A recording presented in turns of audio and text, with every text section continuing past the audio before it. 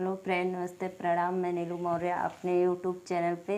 आप सभी दर्शकों का स्वागत करती हूँ। और मैं जा रही हूँ नवरात्र का स्पेशल सुंदर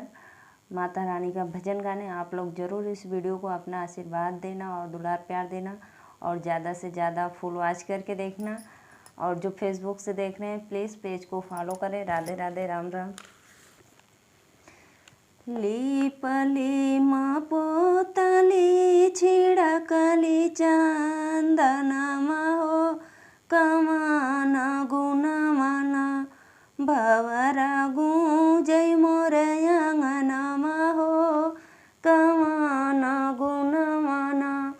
भवरा गूंजय मोर अंगनमा हो कमान गुणमना लीपली मैं पोतली छिड़कली चंदनमा हो कमान गुणमना भवरा गूंजय मोर अंगनमा हो कमान गुणमना भवरा गूंजय मोर अंगनमा हो कमान गुणमना चैता कुआर होल माई के अमनमा हो वही हो गुणमना भवरा गूंजय मोर अंगनमा हो वही हो गुणमना चैता कुआर होल मैया के अमनमा हो वही हो गुणमना भवरा गूंजय मोर अंगनमा हो वही हो गुणमना जो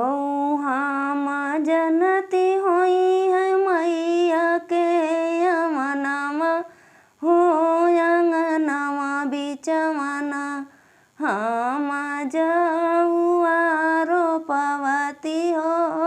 अंगनमा बिचमना हम जौआ रोपवती हो अंगनमा बिचमना लीपली माँ पोतली छिड़कली चंदना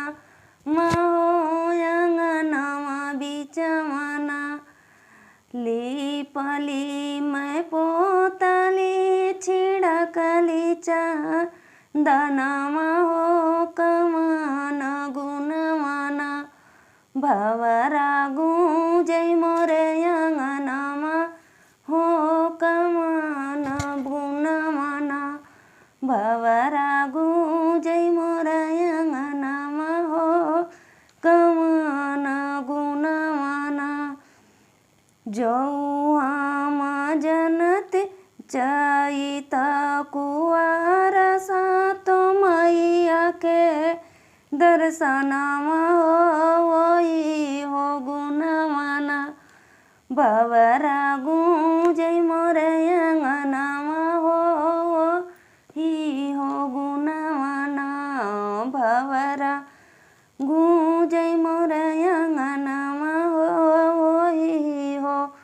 गुणमना जो